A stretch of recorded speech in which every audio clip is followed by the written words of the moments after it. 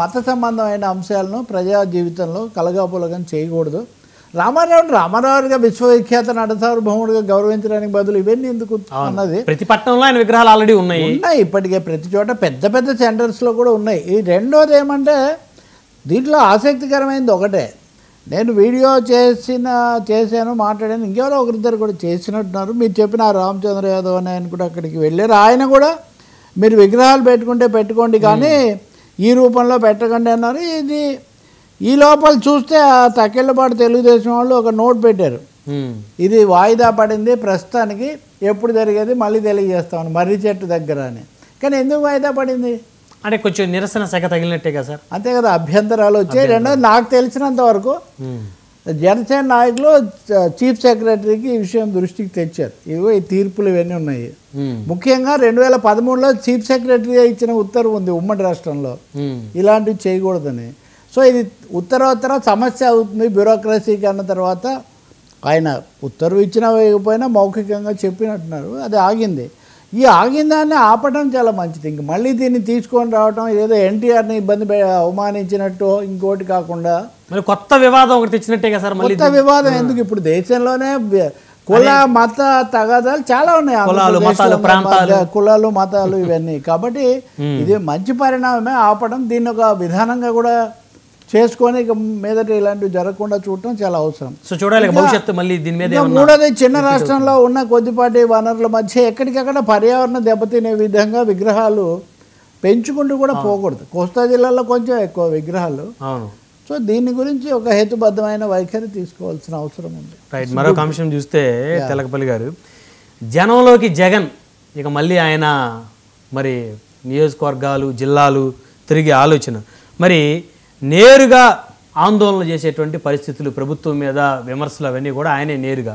So అలాంటి పరిస్థితుల్లో కేసులు మళ్ళీ ఆయన మీద ఎక్కువగా బిగింపు పరిస్థితులు ప్రక్రియలు ఏమన్నా చూసే పరిస్థితులు ఉన్నాయి సార్?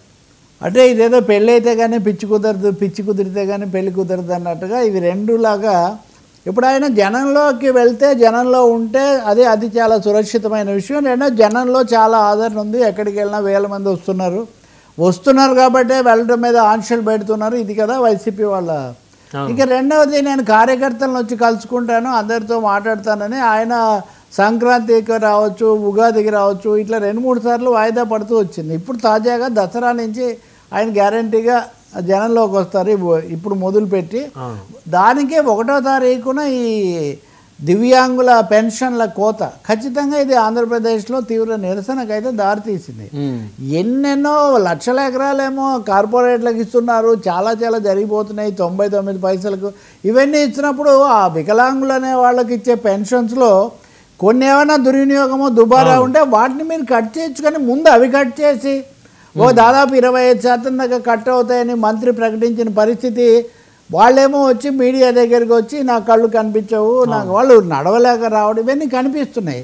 సో ఇది ఒక మానవీయ కోణం కూడా ఇందులో చాలా ఉంది. దీని మీద ప్రత్యేకంగా దాడి చేసినప్పటికీ అధికార పక్షమేమో ఇదంతా ఆరోపణలు అబద్ధాలు అన్నప్పటికీ నిజంగా మీడియా ద్వారా చూస్తే కూడా నాట్ జస్ట్ వైసీపీ అని కాదు, ప్రతిదీ వైసీపీ తెలుగు రాకముందు కూడా ఈ రాష్ట్రంలో ప్రజలు ఉన్నారు, సమస్యలు ఉన్నాయి కదా. అంటే దురదృష్టం రవి గారు అన్ని కూడా రాజకీయాలకు ముడిపెట్టి మాట్లాడుతున్నారు. అన్ని రాజకీయ కోణాలు అన్నీ అట్నుంచి ఈ కాళ్ళతో చూడనట్టుగా చేస్తున్నారు. ఈ నేపథ్యంలో జగన్ ఈ వికలాంగుల పెన్షన్ల సమస్య మీద వచ్చే పెన్షన్ల ధర్నాలో వాటిలో పాల్గొని ఆ విధంగా ప్రజా కార్యాచరణ ప్రారంభిస్తారని ఒక విమర్శ ఉంది కదా.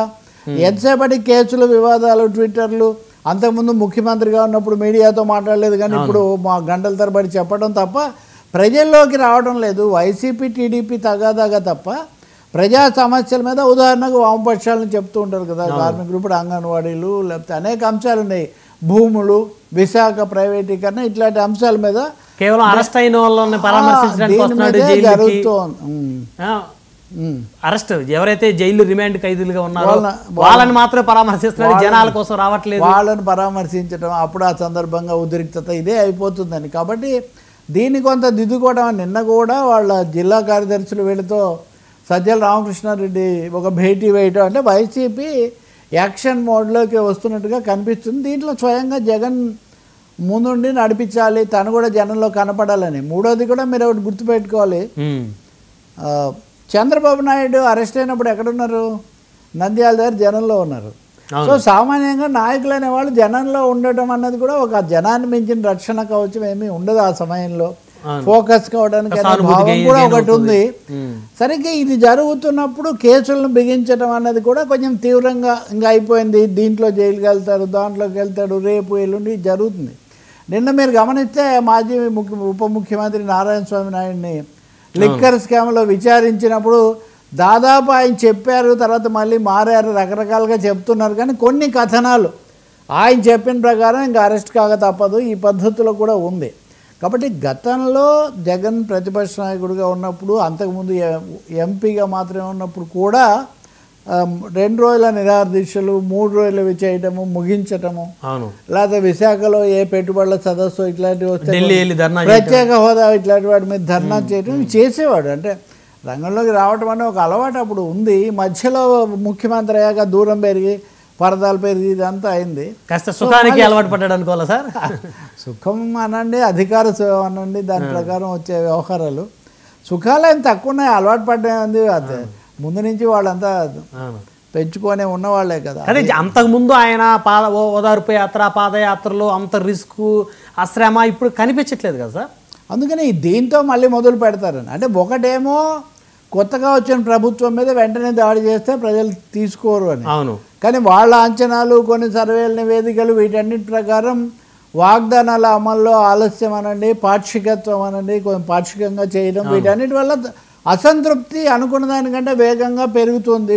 కాబట్టి చంద్రబాబు నాయుడే స్వయంగా ప్రతి క్యాబినెట్ సమావేశంలో క్లాస్ పీకి మంత్రుల పని విధానం తగినంతగా లేదు, మనం ప్రచారాన్ని ఎదుర్కోలేకపోతున్నాము, ఇవన్నీ చెప్తున్నారు కదా. అంటే ఆయన ఇంకెవరో చెప్పడం ఎందుకు? వైసీపీ విష ప్రచారం చేస్తుంది.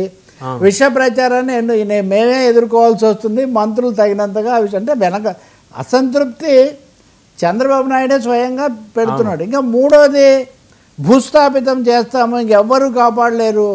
బ్రహ్మనాయుడు ఈ విషయంలో చంద్రబాబు నాయుడు ఇంకా మళ్ళీ కోలుకోలేడు, అయిపోయిందని వైసీపీ వాళ్ళు గత 5 ఏళ్ల ముందు చెప్తూ ఓడిస్తా ఉన్నారు అన్నారు, ఓడిపోయారు. ఇప్పుడు వీళ్ళు వచ్చి మళ్ళీ వాళ్ళు సార్ ఇది ప్రజాస్వామ్యంలో ఎవరిని ఎవరు భూస్థాపితం చేయలేరండి, ప్రజలే చేయగలిగితే అది కూడా ఒక ఎన్నికల్లో చేస్తారు. మళ్ళీ మీ విధానాలు బాగాలేకపోతే ఇప్పుడు మళ్ళీ అది అవుతుంది.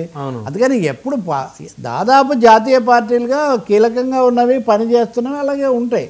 కాకపోతే పార్టీలు ఓడిపోయినా గెలిచిన, అధికారంలో ఉన్న ప్రతిపక్షంలో ఉన్న సమస్యలు తెలుసుకుంటూ ప్రజల కోసం పని చేయడం అనేది ముఖ్యం. జగన్ ఆ పని చేస్తాడు.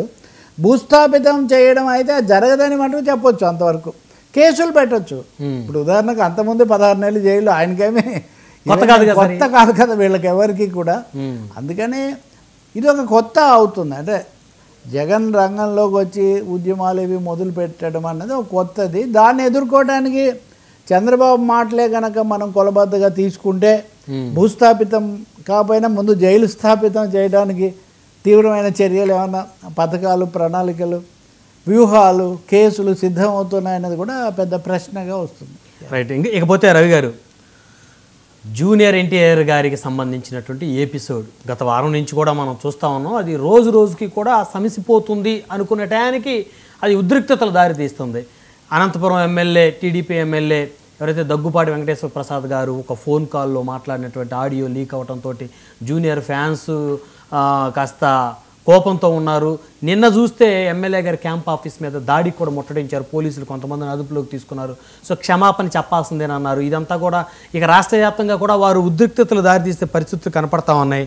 సో అయితే ఎన్టీఆర్పై నెగిటివ్ కథనాలు కూడా వస్తాయి అనేటువంటి ఒక ఆలోచనని జూనియర్ ఎన్టీఆర్ అభిమానులే వ్యక్తం చేస్తూ ఉన్నారు. సో ఏం జరుగుతుంది రవి గారు? నిరసనలకైతే నో సపోర్ట్ అని తెలుస్తుంది. నిజంగా దురదృష్టకరం అండి. ఇప్పుడు మహిళల మీద, మనుషుల మీద వ్యతిరేక కథ ఇవి చేయడము, దుష్ప్రచారాలు, నోరు పారేసుకోవడము, చులకనగా, చౌకబారుగా, జుగుప్సాకరంగా మాట్లాడటం, అలా మాట్లాడినందుకు